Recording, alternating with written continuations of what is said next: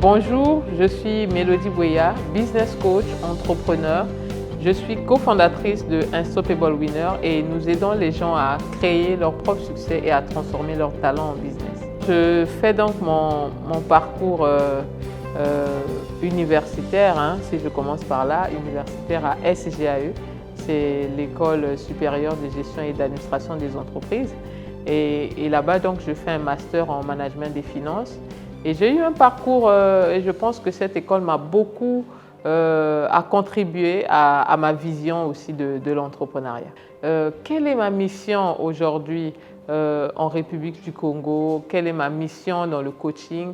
Et ma mission ici, c'est de créer au moins 5000 entrepreneurs d'ici 5 ans. Pourquoi? Parce que les entrepreneurs changent le monde, les entrepreneurs changent leur pays. Quand nous voyons des pays comme les États-Unis, ce sont les noms comme les Zuckerberg, les Bill Gates, les Elon Musk, les Jeff Bezos qui font l'Amérique. Et ce n'est pas l'Amérique qui font ces noms, mais ce sont ces noms qui font l'Amérique. Et pourquoi ne pas aussi créer une dynamique des hommes et des femmes qui vont devenir entrepreneurs, qui vont révolutionner le Congo et l'Afrique en général. Alors, les services que nous offrons, donc nous faisons du coaching individuel et nous accompagnons aussi les entreprises dans la formation de leur personnel. Donc nous aidons les entreprises à pouvoir accompagner leurs travailleurs, leurs employés à performer plus. Parce qu'en général, les gens ils pleurent pour le travail, les gens cherchent l'emploi, mais une fois qu'ils ont eu l'emploi, ils n'ont plus la vision qu'ils avaient avant. Ils n'ont plus cet engouement-là, cet enthousiasme de faire arriver, d'emmener la société dans laquelle ils travaillent vers l'avant. Donc nous venons avec des compétences, des outils, du coaching pour pouvoir aider ces employés à performer dans leurs tâches au quotidien. Nous parlons de développement personnel parce que c'est très important. Avant de donner à un homme des responsabilités, il faut traiter l'homme. Et nous, on se retrouve souvent dans notre société, vous êtes nommé directeur, vous êtes nommé ministre, vous êtes nommé, je ne sais pas moi, chef de service, chef de bureau, mais vous ne savez même pas quoi faire. Vous êtes surpris que, bon, mais je suis directeur, que dois-je faire? Souvent, on ne connaît pas le rôle, les tâches que le directeur doit accomplir. Donc, nous venons là pour apporter la compétence et aussi, donc nous traitons l'homme avant que l'homme embrasse des responsabilités. Et nous avons le leadership aussi, nous avons l'entrepreneuriat qui est aujourd'hui très important parce que nous devons créer notre propre économie. Si on parle de crise économique, on parle aujourd'hui de guerre, de tout ce que nous voyons qui affecte l'inflation, qui affecte aujourd'hui l'économie. Mais que devons-nous faire? Allons-nous nous lamenter toujours ou nous allons créer quelque chose? Et nous venons avec un concept où c'est très important pour les Congolais aujourd'hui de créer leur propre économie au travers de l'entrepreneuriat. Et nous aidons beaucoup de gens, beaucoup de jeunes à développer leurs projets, à lancer leurs projets et à pouvoir donc s'épanouir financièrement. Alors, ma passion, je me trouvais dans une salle de conférence en 2014 et un Américain donc, était en train de parler, on disait qu'il était un coach. Je ne connaissais même pas la définition d'un coach à cette époque. Et j'ai tellement aimé ce qu'il faisait et ça m'a boosté moi-même à pouvoir changer ma vie, changer ma façon de penser, changer ma mentalité parce que j'avais tellement des idées reçues de notre société et je me disais que bon, il y a seulement une catégorie de personnes qui peuvent réussir dans tel ou tel domaine. Et donc, j'ai décidé de me former plus tard et cet homme-là, ce coach, a vu en moi le potentiel de devenir également coach. Et il me disait, à cette époque, j'étais juste une écrivaine, donc j'écrivais des livres. Je ne savais pas qu'un jour, je pouvais devenir coach, que je pouvais accompagner les gens, former les gens. Et c'est lui qui me dit, Mélodie, au-delà du livre, tu es une potentielle coach et tu devrais considérer te former et tu devrais considérer te lancer dans le coaching. Et je riais de ça, je disais, mais comment? Au Congo, qui connaît le coaching? Je ne peux pas. Comment je vais commencer à aller parler du coaching dans un pays comme le Congo? On va dire chez nous, le coach, c'est l'entraîneur de football. On va me dire, mais attendez, et d'ailleurs jusqu'à aujourd'hui, les gens me posent des questions, mais vous êtes coach en quoi? Coach sportif ou quoi? Non, non, non. Le coaching aujourd'hui a différentes filières.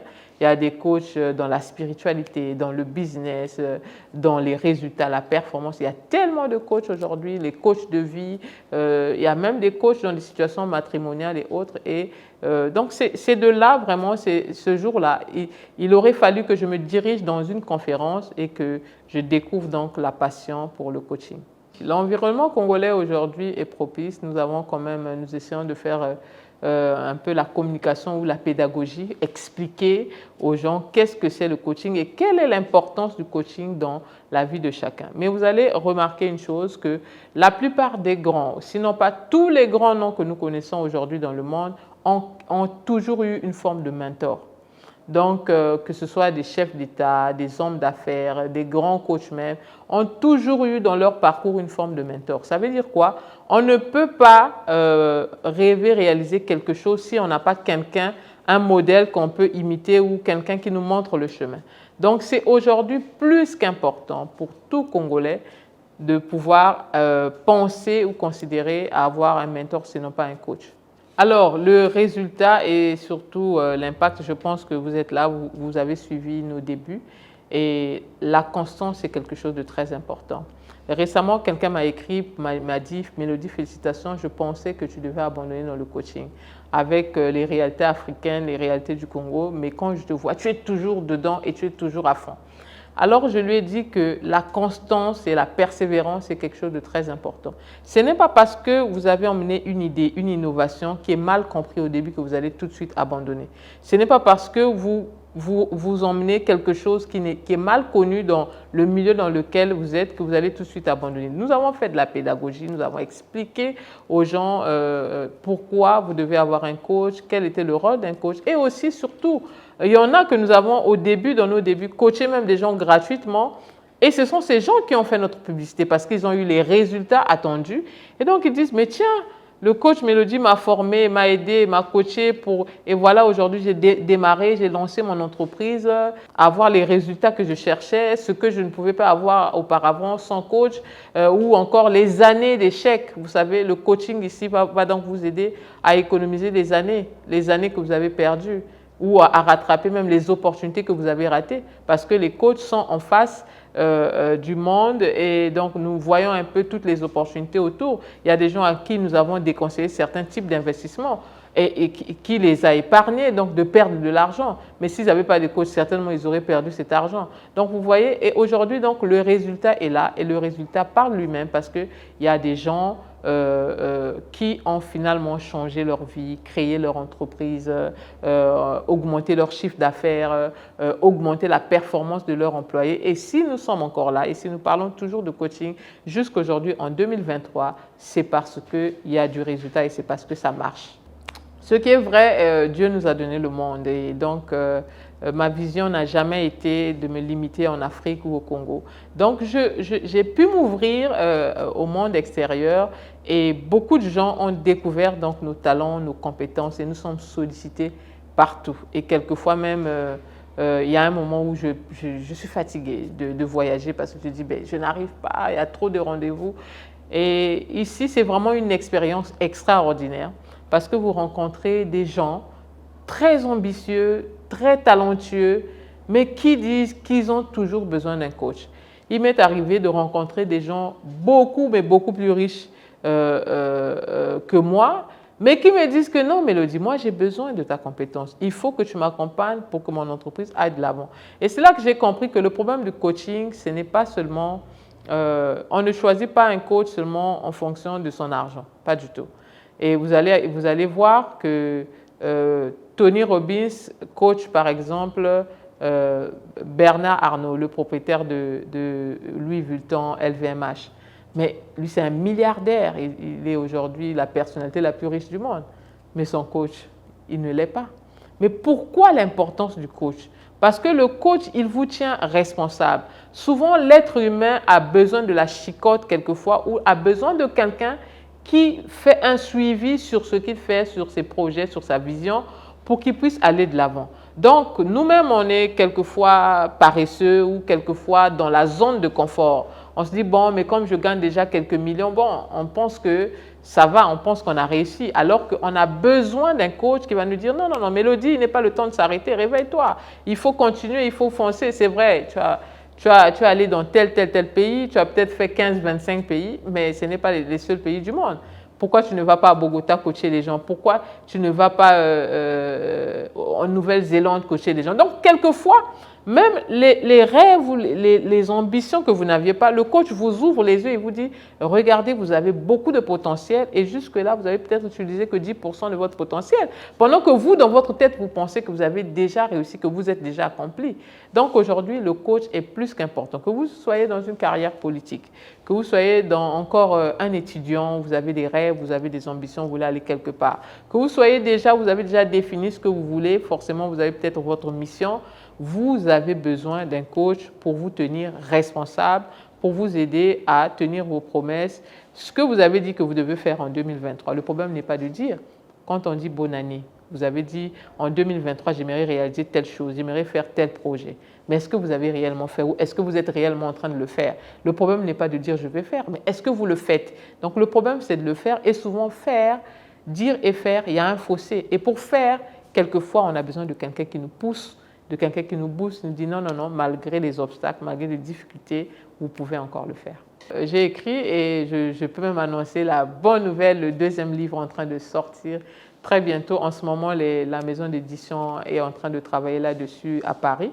Mais le premier livre est là, donc j'ai écrit World Winner et ça c'est un livre vraiment qui va vous aider à changer vos mentalités parce qu'on ne peut pas parler de développement en Afrique si on ne parle pas de comportement.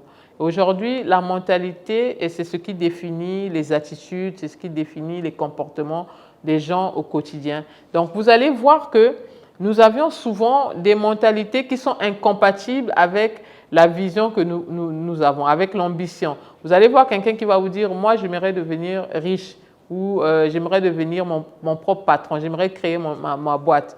Mais la mentalité qu'il a est incompatible avec sa vision. Donc qu'est-ce qu'il faut faire? Il faut commencer par shifter, par changer sa façon de penser, par changer sa mentalité pour pouvoir réaliser le rêve de devenir son propre patron, par exemple. Donc souvent, nous, on se retrouve dans cette incompatibilité-là. On a une vision, on a un rêve, mais les mentalités que nous avons, les croyances que nous avons reçues, les idées reçues de notre société, de notre entourage, là où vous avez été né, les personnes qui vous ont élevé, parce que la science démontre que 90% des cas, vous parlez, vous riez, vous marchez, vous vous mettez en colère comme les personnes qui vous ont élevé, puisque la confiance en soi se bâtit entre 0 et 7 ans. Donc, entre 0 et 7 ans pour un enfant, c'est déterminant. Quand vous ratez ça, c'est fini. Il a déjà pris tout le caractère qui va ressortir à 20 ans. Donc, dans quel milieu, dans quel environnement vous aviez grandi? Vous avez beau être la meilleure graine du monde, mais si on vous jette sur un sol où il y a des épines, vous n'allez pas porter du fruit. Vous avez beau être la meilleure graine du monde, si on vous jette sur un sol où il y a des pierres, vous n'allez pas porter du fruit. Donc l'environnement ici est très très capital pour pouvoir réaliser son objectif. Nous sommes en mars et donc le mois où on peut dire qu'on a dédié aux femmes. Et je pense que c'est très bien, mais je pense aussi que c'est un mois où la réflexion doit venir. Alors, j'aimerais dire une chose très, très importante. Et si vous êtes une femme, écoutez ceci. Une femme pauvre est un danger pour la société. Et quand je parle de pauvreté ici, je parle de pauvreté culturelle. Je parle de pauvreté mentale, je parle de pauvreté économique et je parle de pauvreté spirituelle. Donc, quand vous êtes une femme et que vous êtes pauvre spirituellement, vous êtes pauvre culturellement, vous êtes pauvre économiquement et vous êtes pauvre culturellement, vous êtes un danger pour la société. Pourquoi je dis ça?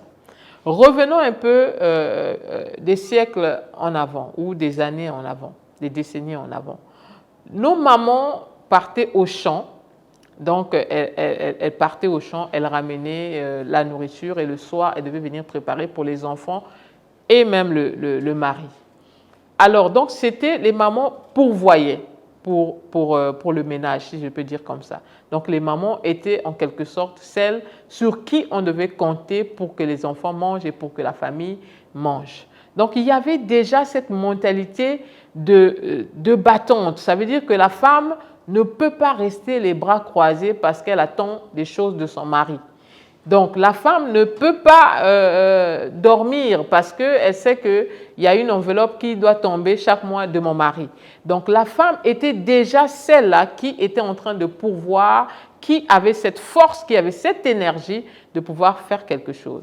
Et aujourd'hui, nous sommes dans une société et quelquefois, on trouve des femmes qui attendent un mari pour pouvoir subvenir à leurs besoins. Et une femme pauvre, quand je dis une femme pauvre, dans tous les aspects de la pauvreté, pas seulement la pauvreté économique, mais dans tous ces aspects, vous avez des enfants à votre charge. Et souvent, c'est la femme qui reste avec les enfants quelquefois pour l'éducation, le suivi scolaire et autres. Mais si vous n'avez pas de culture, qu'est-ce que vous allez transmettre à vos enfants? Parce qu'on ne fait pas des enfants pour les faire. Il y a des conditions pour pouvoir faire des enfants. Quand on fait des enfants, ça veut dire qu'on a quelque chose, un héritage à transmettre. Et quand je parle d'héritage, ici, je ne parle pas seulement d'argent. Quand je parle d'héritage, je parle aussi des valeurs à transmettre, des valeurs culturelles, des valeurs spirituelles. Et si vous êtes une femme, vous êtes vide culturellement, vous êtes vide spirituellement, vous êtes pauvre, qu'est-ce que vous allez transmettre? C'est vrai, aujourd'hui, on dit, mais il faut aider s'il y a des femmes qui sont pauvres. Il faut aider, mais c'est bien qu'on aide. Mais est-ce que si aujourd'hui on prend de l'argent, on donne à une femme pauvre mentalement, est-ce qu'elle pourra fructifier cet argent? C'est ça la question. Donc, je pense que la pauvreté due à la paresse, on n'a pas besoin d'argent. On peut aider ces femmes-là qui sont peut-être physiquement, qui ont un handicap physique apparent. Là encore, il y a un débat là-dessus parce qu'on peut considérer que tout le monde a un handicap parce que le handicap n'est pas seulement celui que nous voyons, mais le handicap, quand vous ne réfléchissez pas bien, c'est un handicap. Aujourd'hui, si vous ne parlez pas anglais, c'est un handicap pour vous. Si vous ne connaissez pas l'outil informatique, c'est un handicap. Donc, le handicap peut être dans beaucoup de sens, mais on va donc considérer les 5% des gens qui ont un handicap, donc peut-être physique. Mais sinon, le reste des femmes devraient assumer leurs responsabilités. Vous avez des enfants, vous devez leur transmettre des valeurs. Et ces valeurs-là, vous devez en avoir d'abord. Et vous avez des enfants, vous devez leur transmettre des valeurs spirituelles, des valeurs culturelles. Mais si vous êtes pauvre culturellement, vous êtes pauvre spirituellement, vous êtes pauvre économiquement, comment allez-vous donner la nourriture à vos enfants? Donc, c'est pour cela que le 31 mars, nous organisons un grand événement que nous offrons aux femmes pour clôturer en beauté le mois de la femme. Et là-bas, donc, nous aurons des ateliers de fabrication de savon, de fabrication de jus de fruits, etc. pour aider ces femmes-là qui peut-être se cherchent encore, qui n'ont pas encore trouvé quelque chose à faire. Et aussi, il y aura donc du coaching. Nous parlerons donc du leadership de la femme et comment en tant que femme, comment diriger sa vie et comment diriger la vie de sa famille, ce qui est très important. Et pour que les femmes ne soient plus pauvres, culturellement, émotionnellement, économiquement, mais pour que les femmes deviennent riches. Donc ça, c'est vraiment très important. Alors je pense que la femme a vraiment une grande contribution à apporter dans la société parce que dès l'enfance, le cerveau de la femme et de l'homme ont les mêmes capacités. Mais ce sont les femmes elles-mêmes qui se sont mises en retrait, pensant que bon, avec les responsabilités de la famille, je suis une femme, j'ai un mari, etc., je me mets en retrait. C'est une très très belle responsabilité de décider de ne pas travailler pour élever ses enfants, c'est très bien. Mais aussi, il faut savoir que ces enfants auront besoin de quelque chose. Donc, dans la société congolaise, je pense que la femme a une grande contribution à donner pour le développement du pays. Alors, les défis sont énormes. L'un des défis que nous sommes déjà en train de travailler dessus pour relever, c'est de créer une plateforme qui va vraiment aider tous les Congolais à pouvoir se faire coacher ou à pouvoir se faire accompagner d'un coach. Donc, nous sommes en train de préparer le grand lancement de la World Winner Academy, une académie qui va former les gens sur toutes les matières qu'on n'apprend pas à l'école. Donc, vous savez, l'école, généralement, ne peut pas vous enseigner l'entièreté de la vie, ça nous le savons. Et l'école ne nous enseigne pas des choses sur l'argent, la gestion de l'argent, où tu as un salaire, comment faire, comment épargner, comment investir et tout. Donc, nous allons enseigner, mais nous avons vraiment réfléchi sur les bourses des Congolais. Et donc, nous sommes en train de proposer quelque chose qui va vraiment être ouvert à toutes les bourses pour que les Congolais aujourd'hui ne donnent plus des excuses pour dire que les coachs coûtent cher. Donc, World Winner Academy, ce n'est pas une école conventionnelle, mais c'est une plateforme qui va pouvoir coacher, qui va pouvoir former les porteurs de projets, les étudiants à pouvoir se préparer à la vie après les études, ceux-là même qui ont déjà une carrière, qui veulent plus, qui veulent réaliser plus, qui veulent aller plus loin. Donc, World Winner Academy va en tout cas aider les Congolais à pouvoir apprendre ce que l'école n'a pas pu les apprendre, toutes les choses sur l'argent, sur les investissements, toutes les choses sur le développement personnel, toutes les choses sur le changement de mentalité et autres. Et il y aura des coachs que nous avons sélectionnés très pointus qui vont en tout cas donner des cours et sinon pas donner du coaching dans cette académie de coaching et qui, donc, les cours se feront aux heures du soir. Hein, chacun, après son travail, peut profiter de 1 heure de temps pour venir se former et payer donc des tarifs à coût faible, mais mensuellement. Je suis justement la numéro 1 business coach. Pourquoi? Parce qu'au Congo, la plus sollicitée par les entreprises ici au Congo et aussi la plus sollicitée à l'extérieur. J'espère que vous êtes journaliste, vous le savez, vous suivez, vous voyez comment nous travaillons énormément et ça tous les mois dans différents pays à travers le monde. Donc, c'est pour cela que nous sommes là. C'est pour cela que je suis la numéro 1 business coach parce que je suis la plus sollicitée et aussi parce que nous emmenons des personnalités ici pointues pour pouvoir venir équiper également les Congolais. Nous déplaçons des grands noms dans le monde des affaires et dans le monde du coaching qui viennent pour pouvoir aider les Congolais aussi à bénéficier de cette expérience que quelquefois nous bénéficions à l'étranger.